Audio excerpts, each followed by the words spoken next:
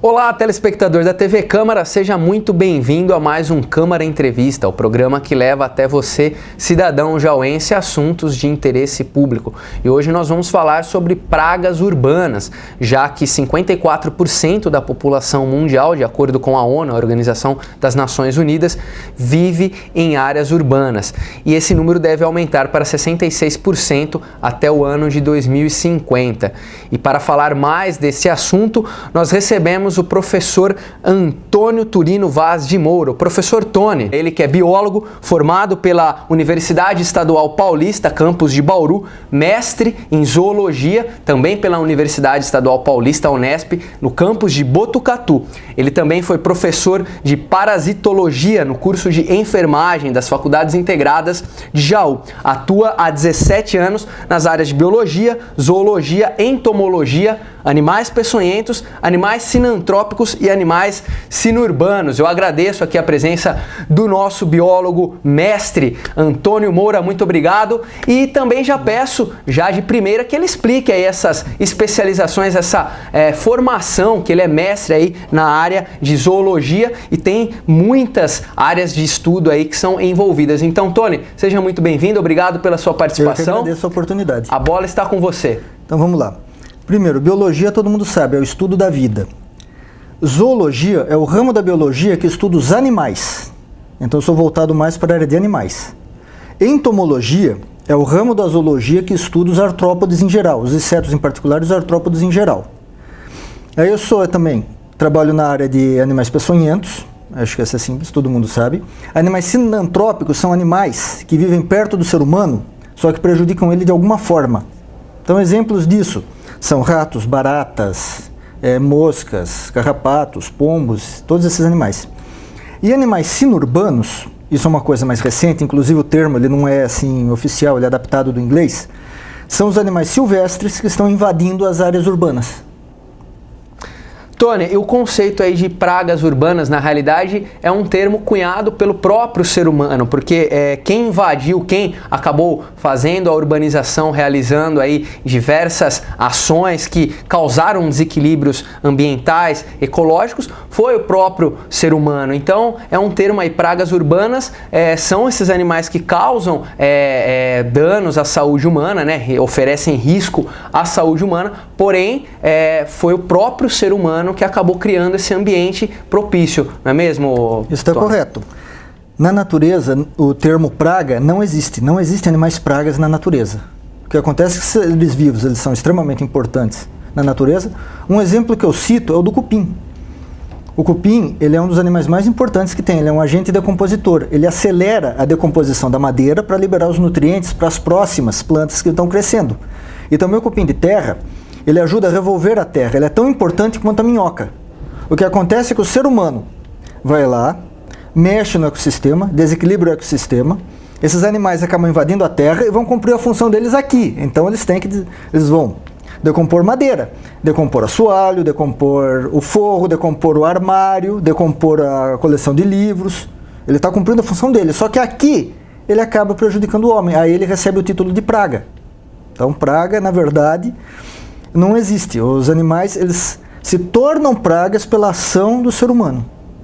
E daí a importância justamente das diversas atitudes, as ações preventivas, né, as ações que o ser humano deve ter, inclusive para que sejam prevenidos, né, essas situações de proliferação desordenada, né? Então, Tony, já aproveita e explica quais são as diversas situações, os ambientes aí propícios, né, que causam justamente, né, quais que são as características tanto desses animais quanto das cidades, as características diversas provocadas pela urbanização que provocam essa reprodução desenfreada e que, consequentemente, causa esses malefícios à vida humana.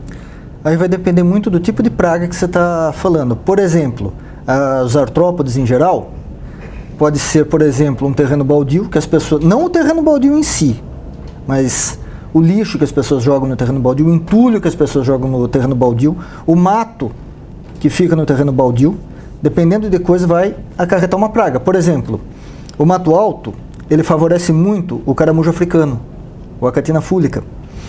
ele favorece algumas outras espécies de animais também. Só que, ao contrário do que diz a crença popular, do que as pessoas acreditam, o mato alto não influencia na presença de aranhas, com exceção de uma que é aranha de grama, mas todas as outras aranhas não têm nada a ver com mato. Ele não influencia ratos, ele não influencia escorpiões. Então o mato não atrai escorpião, não atrai rato, não atrai aranha, não atrai cobra, não atrai nada disso. Mas ele pode atrair caramujo africano, ele pode atrair algumas outras espécies como o piolho de cobra, que é um artrópode, é um miliápode. Então, depende deles. Os pombos, por exemplo, o que atrai os pombos são duas coisas. Primeiro, as estruturas das próprias casas, dos imóveis, que são altos, têm rebarbas onde eles podem fazer o ninho. E o péssimo hábito que as pessoas têm de dar comida para pombo. Não precisava, esses animais eles sabem se virar sozinhos, você não precisa alimentar os pombos. E a população, inclusive, muitas vezes toma algumas medidas que não são as mais indicadas, né, para o controle destes animais. Então, nesse sentido, Tony, muitos recorrem às dedetizações, né? Qual é o nível de eficiência das dedetizações realizadas, principalmente para animais peçonhentos, né, que são esses animais aí que podem causar algum risco aí, algum dano à saúde humana, né? Se a dedetização ela for feita de maneira correta, é altíssimo. Se for feito do jeito que as pessoas costumam fazer, é nulo, é zero, não funciona. As pessoas elas acham que usar veneno, usar inseticida resolve tudo. Não resolve nada. Eu costumo definir que o controle químico, ele não é uma solução, nunca foi solução para nada, ele é uma ferramenta, que para funcionar ele tem que ser usado juntamente com outras ferramentas. Então não adianta só você passar veneno e achar que resolveu. Um bom exemplo disso são os carrapatos, que eles já estão praticamente imunes a várias espécies, vários tipos de veneno. Por quê? Porque para controlar um carrapato, você tem que impedir que o seu cachorro saia na rua, você tem que tratar o cachorro e o ambiente onde ele está ao mesmo tempo. Então você tem que tomar todos esses cuidados, não usar demais veneno. Só que as pessoas, o que elas fazem? Elas querem fazer um atalho, eles querem seguir o caminho mais simples, eles enchem o cachorro de veneno.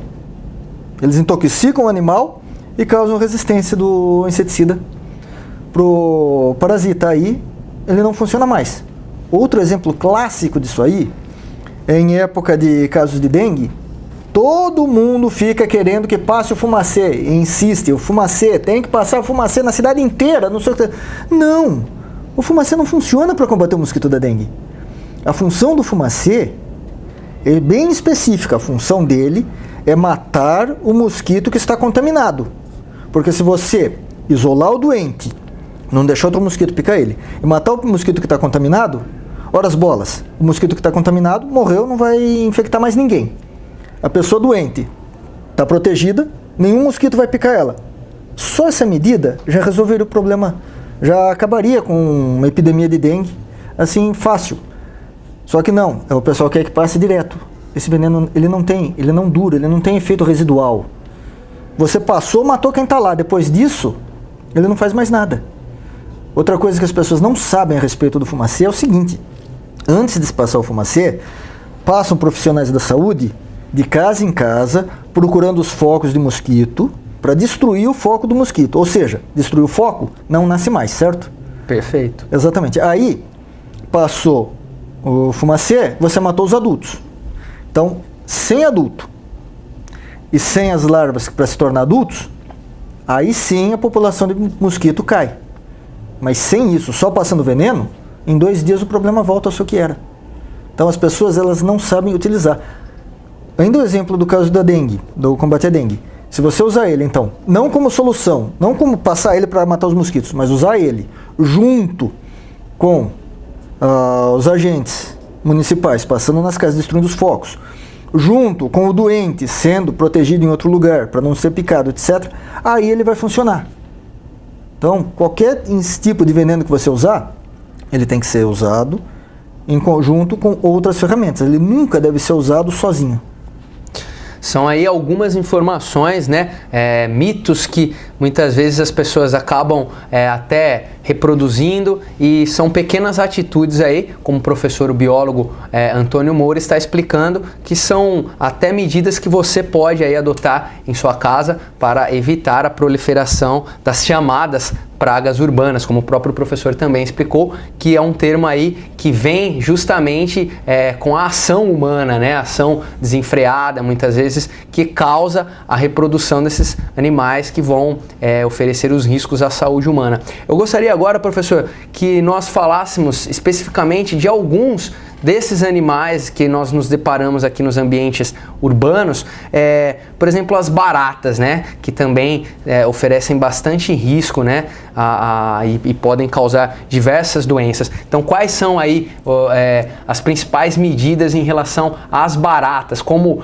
combater essas baratas? Como evitar que elas se reproduzam de forma desenfreada em casa e, obviamente, protegendo a família das doenças? Barata é um termo bastante interessante, porque ela pode transmitir mais de 100 doenças diferentes só pelo contato, de maneira mecânica, ou seja, ela não contrai as doenças.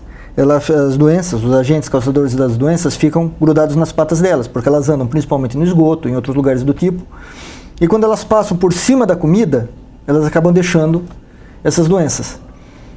Então, elas são vetores praticamente então elas são vetores mecânicos de mais de 100 doenças diferentes. Aí fica a pergunta, por que então elas não são consideradas um problema sanitário? Simplesmente porque as formas de controlar isso, de evitar isso, são extremamente simples. Primeiro, manter os alimentos cobertos, bem fechados e bem cobertos, para ela não poder passar por cima.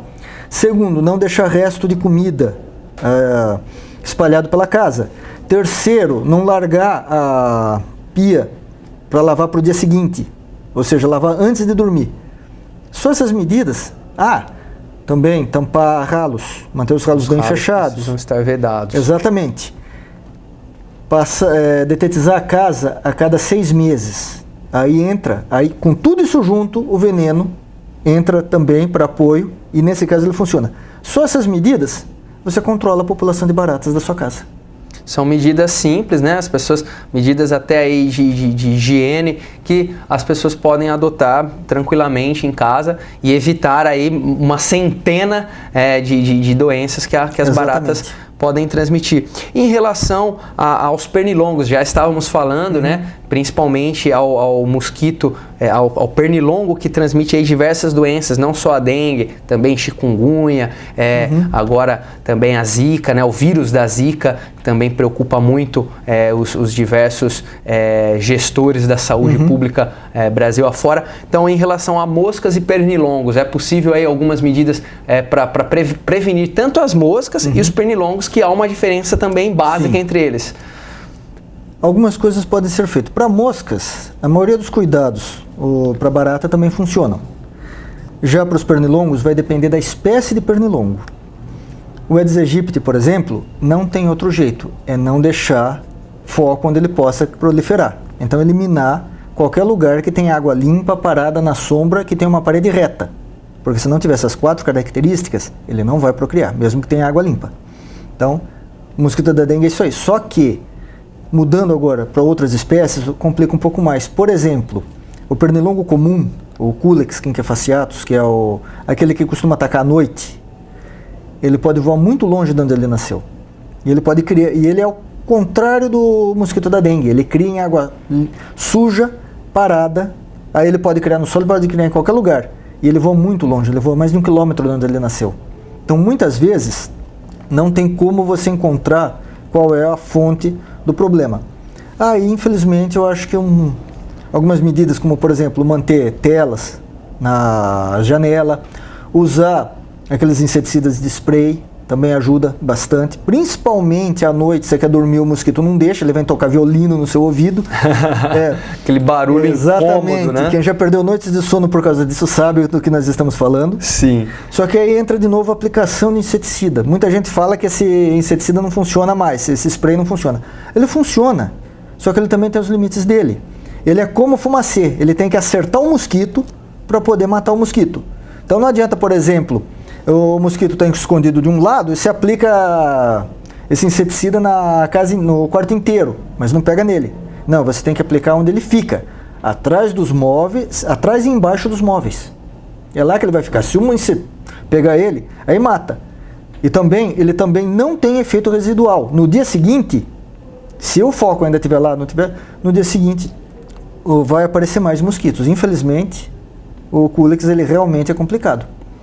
Outra coisa importante para falar, que muita gente não sabe, fica desesperado. Achei um mosquito na minha casa, eu fui picado por um mosquito, meu Deus, eu vou ficar doente. Não, não vai ficar doente. O mosquito, mesmo o mosquito da dengue, ele não nasce doente.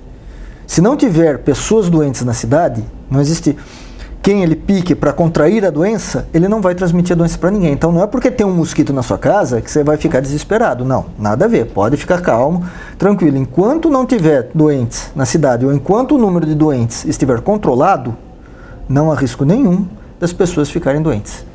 E aqueles produtos que as pessoas usam com a tomada, né? Tem uma tomada, você coloca geralmente uma pastilha e aí a própria, na tomada, né? É um aparelho que você pluga e ele fica soltando aquela substância. Também é eficaz? Ele também funciona, mas tem que lembrar o seguinte. Os insetos, os mosquitos, eles vão evitar. Então isso evita que o mosquito venha na sua casa, mas não impede. É um repelente apenas. Exatamente. Se você tiver um foco na sua casa, mesmo com isso ele vai aparecer. Se ele puder evitar, se for pouco tal, ele estiver passeando, entrar no quarto, sentir isso aí, ele sai, ele vai embora. Mas se o foco estiver embaixo da sua janela, por exemplo, aí não vai... Conhece o ditado, se não tem tu, vai tu mesmo? Não vai adiantar muito, então. Exatamente. Sem contar que alguns outros tipos de repelentes, como por exemplo... Todos os repelentes caseiros e aqueles repelentes elétricos de ruído, esses daí não funcionam. Não funcionam. Esses daí nada é a mesma coisa. E os repelentes, inclusive, há pouco tempo, há algum tempo, até os estoques se esgotaram. Esses repelentes que são loções, né, que de uso tópico na pele, e eles são eficientes. Eles são eficientes, mas mais uma vez eles são limitados. Também possui um grau limitado de eficácia. Primeiro que você não pode usar direto porque ele é tóxico, mesmo para nós. A dosagem é menor, mas ele é tóxico. E segundo, que ele funciona que nem os repelentes elétricos que nós falamos. Ou seja, se eu passar repelente e você não, e a gente estiver num lugar cheio de pernilongos, eles vão me deixar em paz e vão te devorar vivo, como dizem popularmente. Só que se nós dois estivermos usando repelente, mais uma vez, o famoso ditado, se não tem tu, vai tu mesmo. Se aplica neste caso também. Ele pica nós dois do mesmo jeito. Então, ele também tem que ser utilizado com várias outras coisas. Inclusive, um detalhe interessante, que pouca gente se toca. No caso, se tiver um caso de dengue numa área, não é para todo mundo usar o repelente. É para o doente usar o repelente. Só o doente. Porque ele porta a doença propriamente. Exatamente. Os mosquitos tendo a opção de picar as pessoas não contaminadas, eles não vão ficar contaminados. E não vão transmitir. Por outro lado, se você passar em todo mundo, eles vão picar todo mundo por igual. É como se não tivesse. Ou se você passar em todo mundo e menos no doente, eles vão picar o doente e vão todos ficarem contaminados. Então às vezes, é preciso realmente uma boa dose aí de bom senso nesse caso, né, Tony? Exatamente. Agora vamos falar um pouco de formigas também, que são animais pequeninos, muitas vezes as pessoas até subestimam, né, o potencial de transmissão de doenças, né? Às vezes as pessoas popularmente, né, nós estamos até usando alguns termos populares aí para desmistificá-los. Até bom consumir formiga porque faz bem para a saúde, então isso é mito mesmo, né, Tony? Sim, perfeitamente. Inclusive, o pessoal costuma brincar, falar que a formiga faz bem para os olhos, porque nunca viram tamanduá de óculos. Então tem esses mitos que vão se propagando pelas gerações. Mas então, não é bem assim. Lembra que eu falei que a barata, ela pode transmitir mais de 100 doenças diferentes? A formiga... Imagina aquela barata que você pegou à noite, lá passeando na sua casa, você deu um pisão na barata. Matou a barata, beleza. Aí você foi para lá. Daí um tempo você voltou, cadê a barata? A barata sumiu. Para onde ela foi? Formigas agiram neste momento. Exatamente. E as formigas também se contaminam da mesma forma. Pelas baratas, as formigas se contaminam do mesmo jeito. Então, Você tomando as mesmas medidas, as mesmas precauções para barata, controle de baratas, você também evita ser contaminado pelas formigas.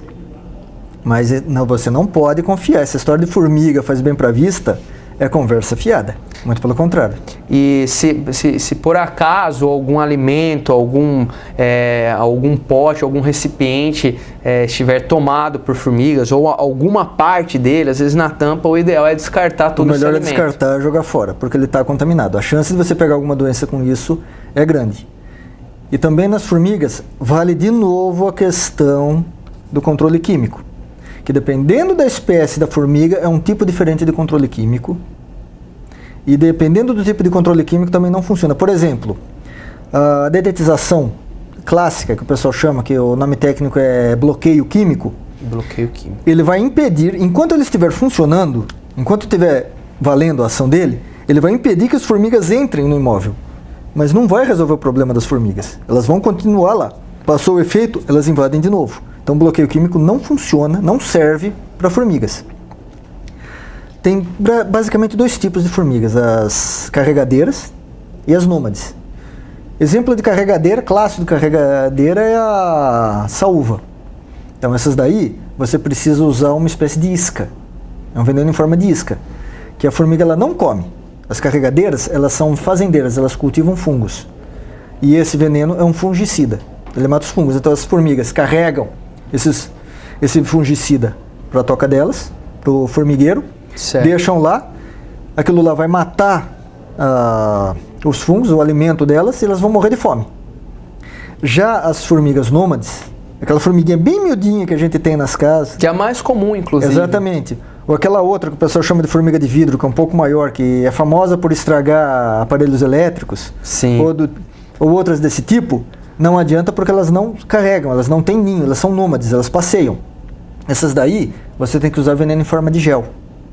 Que é geralmente uma bisnaga, uma exatamente. Forma de... aí você aplica em alguns pontos específicos, exatamente. Certo? Só que não adianta você aplicar esse veneno, o quanto desse veneno você quiser, se você ainda tiver oferta de alimento. Então você deixa migalha no chão, você deixa a cozinha para arrumar de um dia para o outro, você não vai adiantar nada. Que pensa o seguinte, imagina que você é uma formiga, num canto da sala, tá cheio de comida, no outro tá cheio de veneno, você vai comer o quê? Ela faz a opção ali. Exatamente, então não adianta. Mais uma vez, o veneno sozinho, ele não tem efeito nenhum. É gastar dinheiro, gastar tempo à toa. Ele tem que ser feito junto com outras ferramentas. São as atitudes, as mudanças de hábitos que também são necessárias no dia a dia.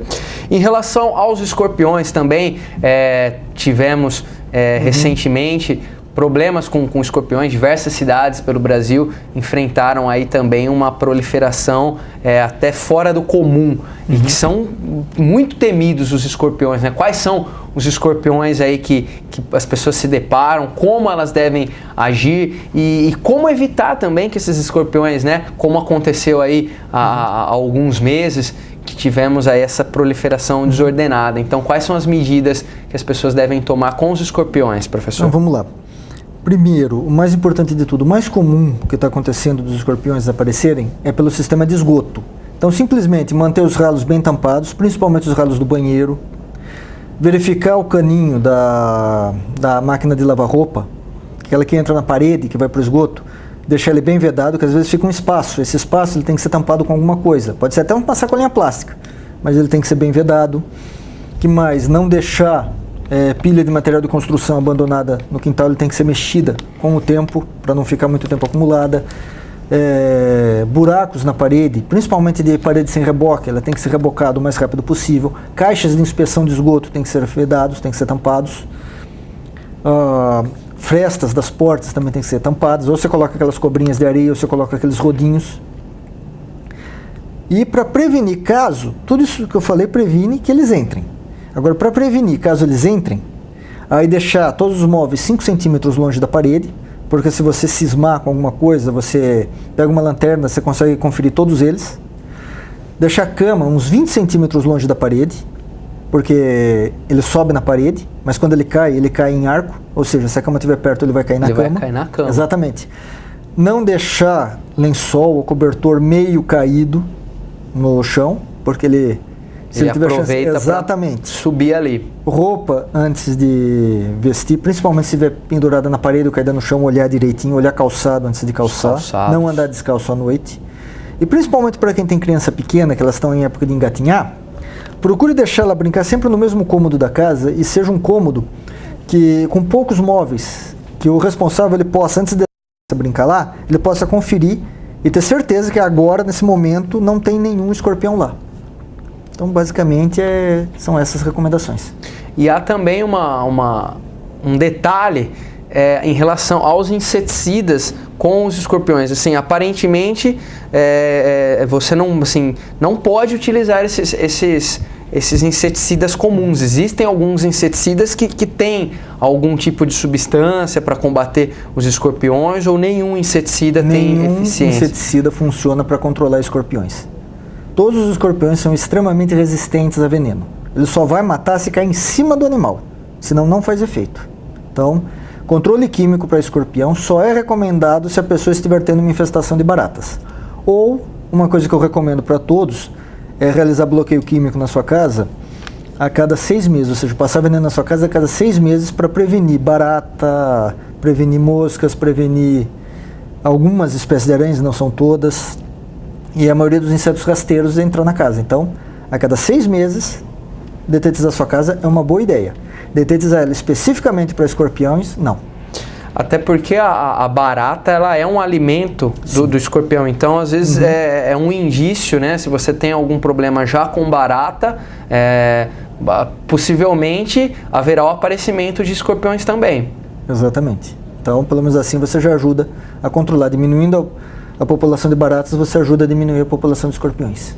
E o detalhe do uso de inseticida, o uso inadequado do inseticida em escorpiões, é como você disse, se você não utilizar exatamente, ele não atingir o escorpião inclusive ele pode se irritar e causar aí até uma reprodução. Tem isso também, não é, professor? Sim, alguns venenos, eles possuem a chamada ação desalojante, ela expulsa o animal do local onde ele está, ou ele impede que o animal chegue. No caso das formigas, por exemplo, o veneno ele não só vai matar as formigas que passarem por lá, como vai impedir que elas se aproximem. Esse efeito do veneno funciona para o escorpião. Só que em vez de ser uma coisa boa, é uma coisa ruim. Por quê? Porque o escorpião está intocado, está lá quietinho no canto dele. O veneno vai irritar esse escorpião, vai expulsar esse escorpião de lá, ele vai sair e a chance de você encontrar o escorpião aumenta. Da mesma forma que a chance dele te encontrar e causar um acidente também aumenta. E nesse caso, às vezes, a atitude é realmente você procurar uma assistência médica, porque alguns escorpiões, dependendo do organismo da pessoa, podem causar aí problemas mais graves, até mesmo a morte, não é mesmo? Isso é raro. O índice de mortes por picada de escorpião é muito pequeno, é inferior a 0,7% do total. Mas ainda assim existe. Mas o transtorno também que é causado. Sim, e dói pra caramba. Picada de escorpião dói pra caramba. Então ela precisa procurar um médico, primeiro para ajudar na aliviar a dor, e segundo, se houver alguma complicação, os médicos já vão estar preparados para isso. E o caso, assim, você encontrou um escorpião, o ideal seria exterminá-lo mesmo? Qual seria a medida ali, como você disse, tem as medidas dos móveis, né? Você ter o espaço justamente para poder encontrá-lo. Então, a medida que você encontra, é preciso realmente, com movimento mecânico, às vezes ali você precisa realmente exterminar o animal. Se você tiver a capacidade de capturar o animal vivo e entregar para as autoridades municipais, tanto melhor, porque é feito muita pesquisa com o veneno, é feito soro com veneno e tudo mais. Mas se você achar que não é capaz, que você não tem capacidade para isso, etc., você tem que sacrificar, você tem que matar o animal. Porque ele solto, um escorpião solto no ano seguinte, ele dá luz a 20 filhotes. Então cada escorpião que você elimina na área urbana é 20 que deixam de nascer no ano seguinte. Então sim, se você não puder capturar o animal vivo, você tem que matar. E o problema dos escorpiões também acaba sendo, com as aranhas também, são bem parecidos, assim, os problemas causados justamente às vezes por alguma espécie que tem veneno, ou às vezes alguma outra espécie que também causa aí algum ferimento, algum sintoma no ser humano. Então, são os mesmos cuidados que as pessoas devem tomar em relação às aranhas, professor? São os mesmos cuidados, só que as aranhas, pelo menos, nós temos uma vantagem, que a maioria das aranhas são inofensivas. Mesmo as caranguejeiras, aquelas aranhas enormes, que a gente vê, aquelas que o pessoal fala, aquelas pretas peludas, elas são inofensivas. O veneno delas é tão fraco, mas tão fraco, que dói muito mais a mordida delas, que como elas são grandes, o ferrão delas é grande, então dói muito mais a mordida do que o veneno em si. E a maioria das aranhas, então, são inofensivas. Perigosas mesmo são 2 espécies de aranhas apenas. Quais são, professor? Seria as aranhas marrom, que é uma aranha piquititica, ela faz uma teia parecida com um chumaço de algodão amassado. Ela é muito delicada, ela é mansa, tanto é que eu nunca vi um problema, nunca vi um caso de alguém ter problemas com ela aqui na cidade, apesar de ter em vários lugares da cidade. Mas o perigo também é o mesmo, é ela entrar no meio da roupa, a pessoa vestir, não perceber, prensar ela no corpo, aí ela pica. Mas acidentes, então, geralmente, com essa aranha, é ela entrar na roupa e a pessoa não perceber. E a aranha armadeira, que é tida como a aranha mais perigosa do mundo. Não tanto pelo veneno, que não é tão forte. Ele é parecido com o do escorpião. Os sintomas são idênticos, só que mais fracos. Mas ainda assim, essa aranha é raríssima, mas é responsável por metade dos acidentes, porque ela é agressiva. Todas as aranhas, quando tem chance, elas fogem. A armadeira não, ela tem esse nome justamente porque, em vez de fugir, ela arma o bote e avança. Ela ataca realmente. Exatamente, a picada dela, ameaça. Como é muito parecida com o escorpião, ela é extremamente dolorosa. E aí, mais uma vez, entra o problema do inseticida, porque ele não funciona para todas as aranhas. Mas aí já é um problema mecânico. Imagine que muitas aranhas, elas andam arrastando o corpo. Então, se ela passar o corpo numa área que tem veneno, o veneno vai impregnar no corpo dela, ela vai absorver o veneno e vai morrer, certo? Sim. Mas algumas espécies de aranha, como a armadeira, elas andam na ponta das patas. O contato delas com o veneno é quase zero. É mínimo. Exatamente, então ele não faz efeito. Então, mais uma vez, tem que ser feito todo um cuidado, tem que se fazer, se você estiver perto de um terreno, um mato alto, você tem que fazer um acero, que é aquele espaço de 1 metro de terra nua entre a sua casa e o terreno.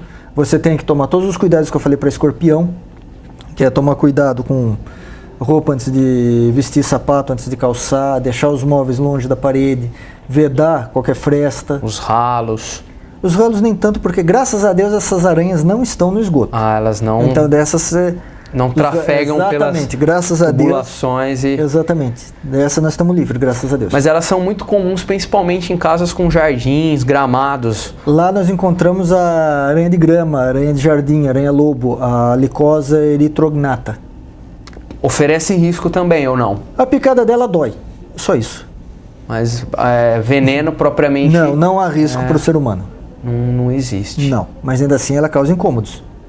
Professor, em relação aos morcegos também, né, que são outro inconveniente, né? Muitas pessoas, às vezes até por conta de algum tipo de arbusto, alguma coisa que você tem em casa, pode atrair as condições, às vezes em casa, né, podem atrair os morcegos. Então, como evitar o aparecimento, surgimento desses morcegos e se caso exista infestação ali, como agir, como proceder? Olha, morcego, eu costumo falar que a população de morcegos na cidade deve ser maior que a de humanos.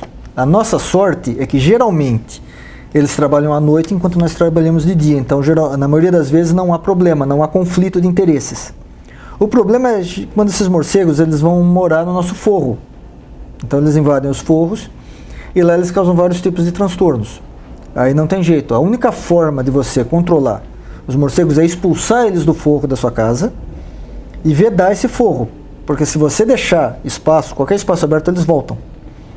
Uma das recomendações seria colocar alguma coisa de cheiro forte lá dentro, como criolina, querosene, aqueles sachês de colocar em vaso sanitário de cheiro e tal. Esse cheiro forte vai expulsar os morcegos. Então, por algum tempo, enquanto durar esse cheiro forte, os morcegos vão evitar o local.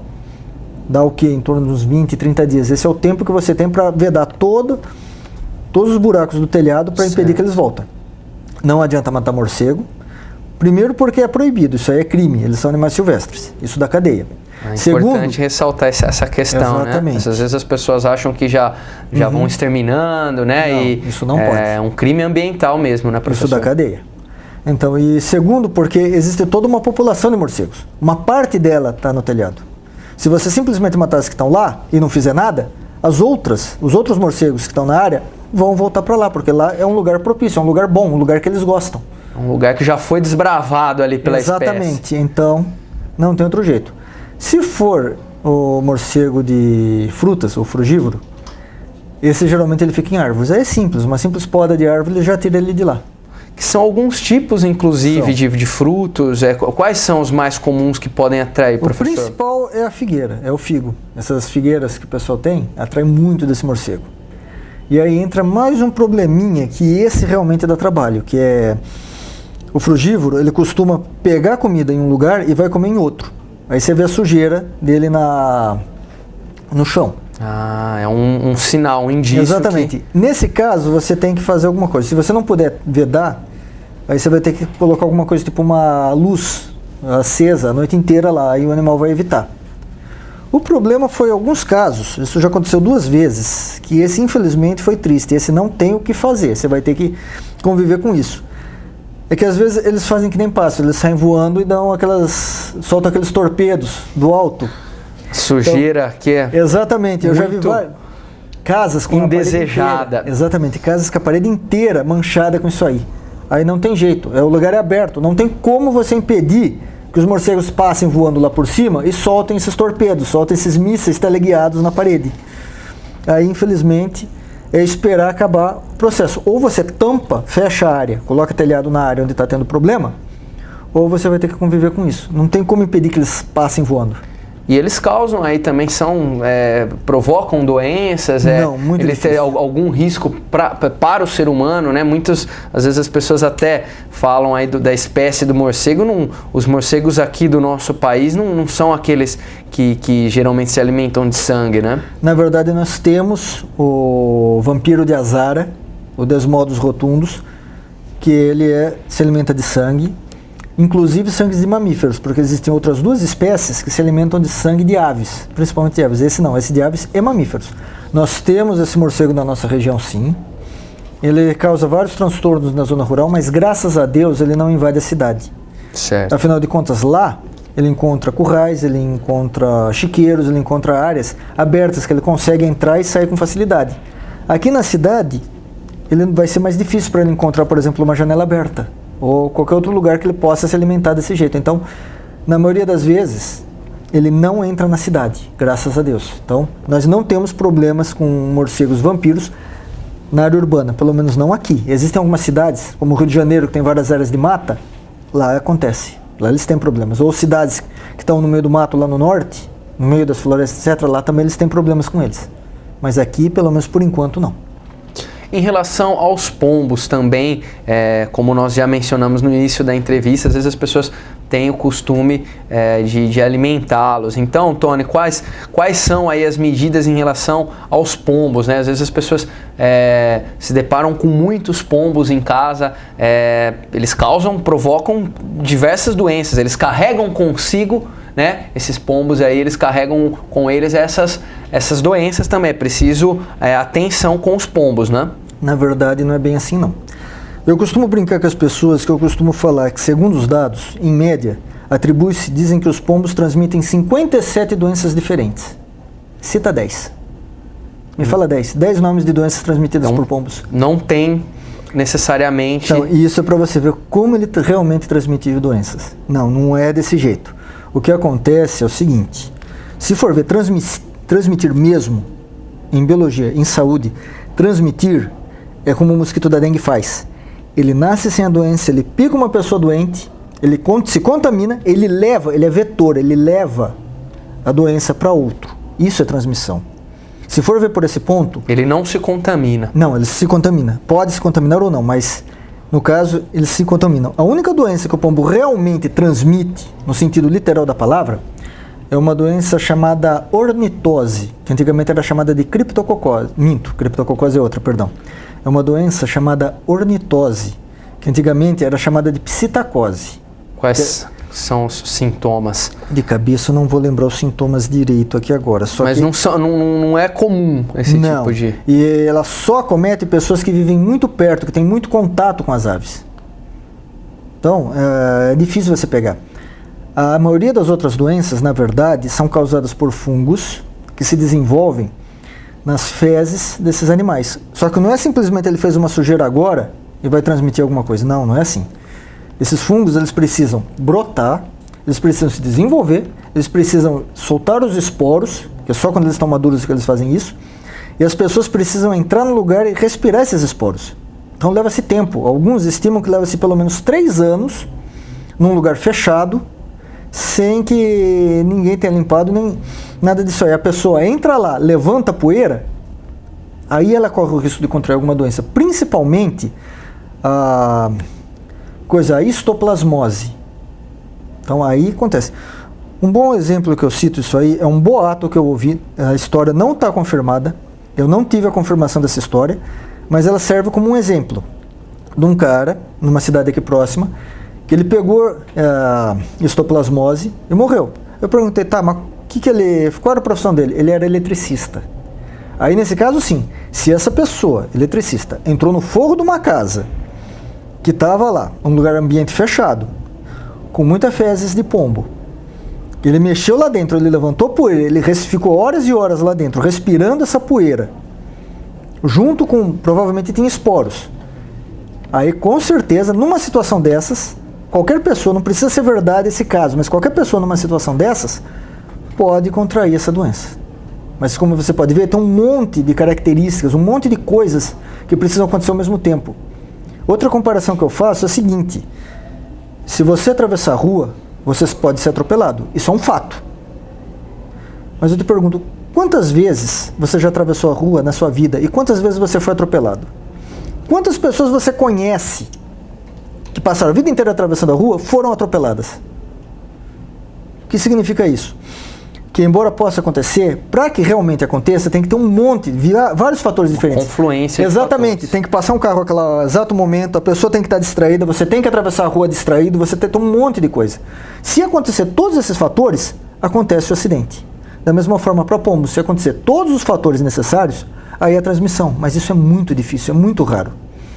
Sem contar que ainda existe mais um caso, uma doença, que todo mundo fala, já vi um monte de gente falar isso aí, que eu tenho vontade de esganar por cada um que fala.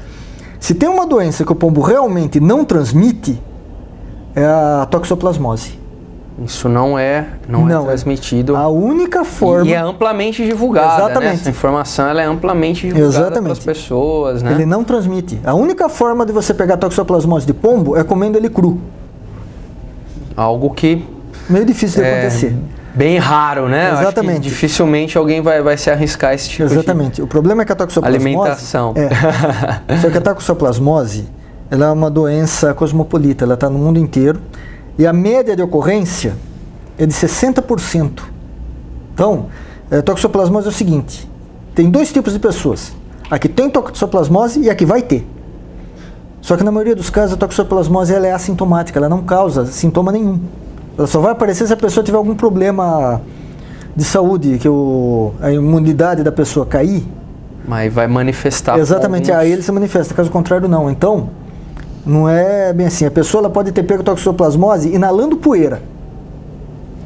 Ou ter contraído da mãe durante a gestação, que é ocular, principalmente acontece assim. E muitos anos depois é que ela vai se manifestar. Mas de qualquer forma, de todas as formas que você pode pegar a toxoplasmose, de pombo com certeza não é uma delas. Tony, em relação aos caramujos, né? Também outro problema bastante recorrente, né? Qual é a precaução principal que as pessoas devem adotar para evitar o aparecimento dos caramujos, né? Que também representam algum risco, algum tipo de risco aí à saúde humana, ou não necessariamente, é mais aí a questão do incômodo, da inconveniência desses animais que se proliferam de forma até rápida, né? Sim, bastante rápida. O caramujo africano, ele põe de 200 a 400 ovos por vez, 4 vezes por ano. Eles são hermafroditas, ou seja, todos eles põem ovos. Então ele se reproduz de maneira muito rápida. Mas graças a Deus ele também não é uma ameaça à saúde. Ele foi acusado de transmitir 2 tipos de vermes, um que causa meningite e outro que causa um sintoma parecido com a barriga d'água. parecido com a esquistossomose, mas não é esquistossomose. Só que nos dois casos, para você contrair essa doença, você tem que comer o caramujo. Então, se você lavar sempre bem frutas e verduras, que é onde o caramujo pode ter passado. Às vezes então, se abriga ali, exatamente, né? Alface, lavando bem, verduras diversas. Exatamente. Lavar a mão quando for mexer com ele, alguma outra coisa. E mais importante de tudo, não comer carne de caramujo que você não sabe de onde veio, você não sabe a procedência. Então, carne de caramujo que não tiver o selo do CIF não deve ser comido. Então, se você tomar essas medidas, a chance de você contrair alguma doença por causa do caramujo africano é zero. Não é próxima de zero, não é quase zero, é zero. A não ser que a pessoa tenha esse hábito alimentar peculiar de consumir o caramujo. Exatamente. Do contrário, ele não representa mesmo. É só a questão aí dessa proliferação desenfreada, exatamente, né? Algumas coisas para diminuir a proliferação de caramujos ajudam. Por exemplo, no caso do mato, se você manter o mato do terreno sempre baixo, a incidência de sol é muito maior, os caramujos eles não vão conseguir, ou eles vão morrer ou eles não vão conseguir se proliferar. Também não adianta você cortar o mato e deixar ele lá secando, porque ele forma uma camada úmida embaixo que vai proliferar, ajudar os caramujos. Então tem que ser cortado e removido. Outra coisa, também não funciona para todo mundo. Quer dizer, funciona em todos os casos, mas em alguns eu não recomendo. Se você pintar uma faixa na parede de querosene ou de óleo queimado, alguma coisa do gênero, mais ou menos 1 metro de altura, os caramujos eles não vão subir, eles vão chegar lá, eles vão parar, eles vão voltar. Só que se for, por exemplo, um muro pintado, não vai dar certo, né? Você vai manchar o muro, então fica não todo funciona. Manchado. Exatamente. Uma outra coisa que funciona, que não mancha, é você usar sabão. Você dilui sabão e pinta uma faixa. Só que a faixa de sabão, ela dura 15 dias ou até a próxima chuva. Aí ele sai. Já exatamente. Se você usar esse método, então você vai ter que fazer toda vez que choveu, cada 15 dias você vai ter que passar de novo. Mas isso também é uma possibilidade. A outra, infelizmente isso não vai ter jeito, não tem outro jeito. De todos os métodos que tentaram, que testaram, o único que funcionou é a catação continuada dos caramujos. Ou seja, você viu o caramujo, você tem que catar, você tem que matar. O ideal seria incinerar, tacar fogo ou enterrar. Então, infelizmente, às vezes isso é difícil.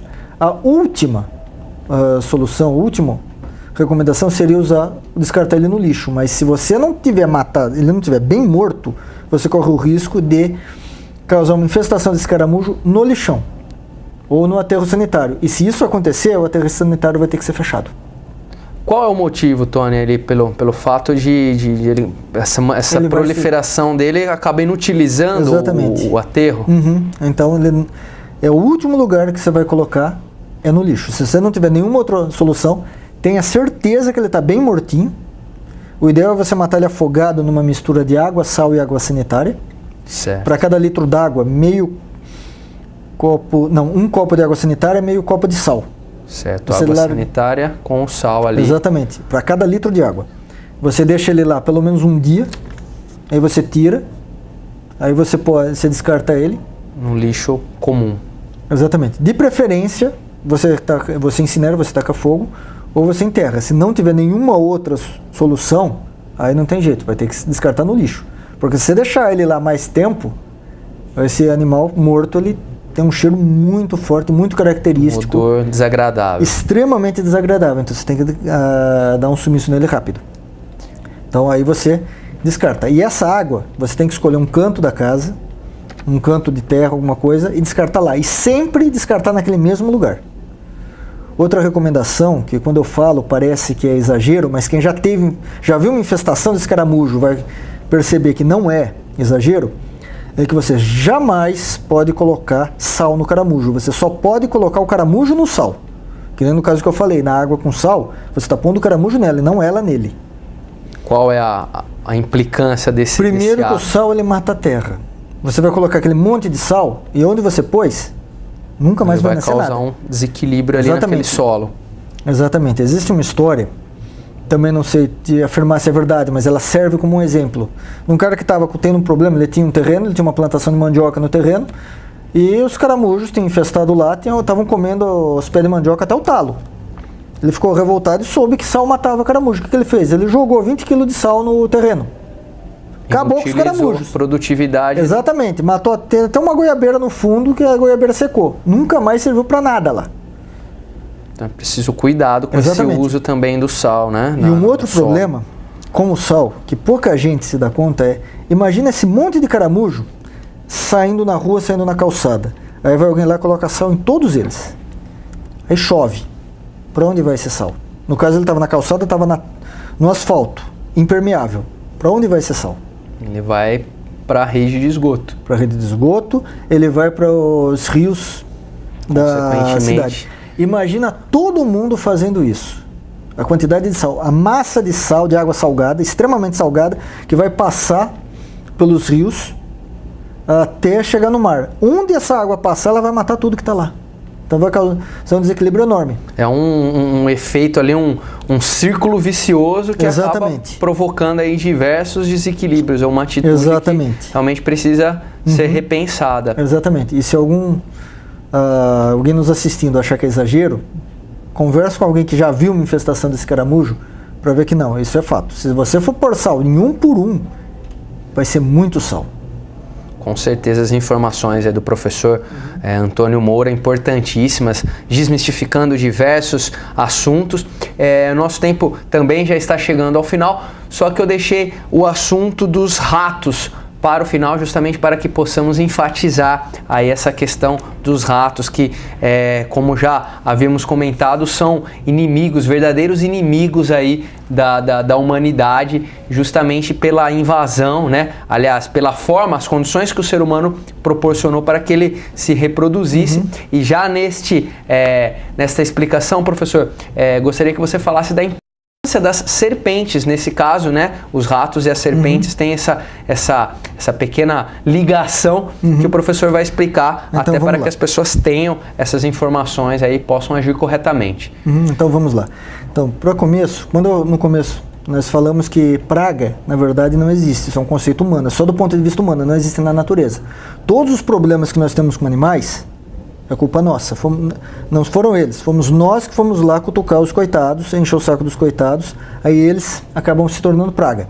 Existe uma exceção, essa exceção são os ratos. Eu costumo dizer que se existe um inimigo natural do ser humano, esse inimigo é o rato. Porque todos, como eu disse, todos os problemas que nós temos com animais, fomos nós que fomos lá, mexer com eles, expulsamos eles da casa deles, eles vieram morar na nossa, mas o rato não. O rato, ele invade a nossa casa. Ele vem procurar a nossa comida, ele vem transmitir a doença deles para nós. Então, o único inimigo natural que eu conheço para o ser humano são os ratos. Eles causam transtornos, não é só as doenças, não é só o fato deles terem quase exterminado a população humana da Europa na Idade Média com a peste negra. Eles também causam prejuízos terríveis. O pessoal vê, por exemplo, que eles roem fiação de máquina de lavar roupa ou alguma outra coisa. O fogão, eles causam prejuízos financeiros enormes. Inclusive, eles são responsáveis pela inutilização de cerca de 13% da produção de grãos mundial. Daria para acabar com a fome na África. Uma porcentagem considerável aí da produção mundial de alimentos sendo praticamente perdida devido à ação dos ratos. Porque ele come pouco, mas ele marca o território. Então ele urina em volta. E isso inutiliza muito mais do que sacas inteiras. Então ele realmente é um problema. E no caso, o pessoal costuma muito ter medo de serpentes, não sei o que. Eu uso uma comparação interessante. O que é mais perigoso? O que você acha que é mais perigoso? Uma cobra ou um rato? Uma questão, às vezes as pessoas temem, né, pelo fato das serpentes. Existe também aí uma série de mitos em torno, as pessoas temem muito mais a cobra, né? A tendência, né, você pensar naturalmente, mas não, né? Exatamente. Acidentes com serpentes geralmente só acontecem quando você está invadindo o ambiente delas, você está próximo da zona rural, que é onde elas vivem. Então, acidentes com ela é muito raro. Já os ratos não, como eles invadem aqui, eles transmitem as doenças para a gente. Como eu disse, graças a Deus a peste está controlada. Mas ainda assim, na Idade Média, ela quase acabou com a população europeia, de humanos europeus. E, coincidentemente, a maioria das espécies de serpentes comem os ratos, elas controlam a população de ratos. Então, por isso que elas têm que ser, as pessoas têm medo, não sei o que, querem matar, não. Deixa elas em paz. As serpentes são extremamente úteis para o ecossistema.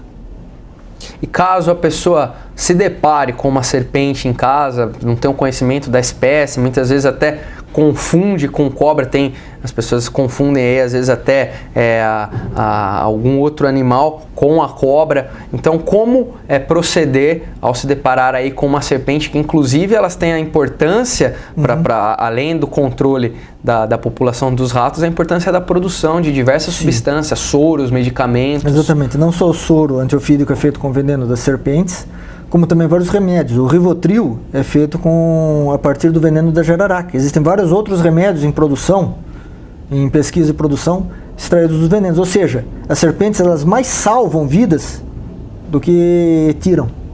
Então, realmente, elas são muito importantes, elas devem ser preservadas.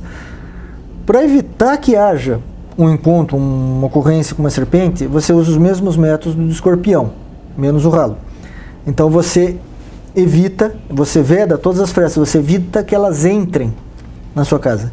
Mas se não tiver jeito, ela apareceu, etc., não adiantou mais, está lá, você e ela, a melhor coisa a fazer é respeitá-la. Ou seja, deixa ela lá, você aqui e ela lá, não mexe com ela, não tente matar, não tente nada.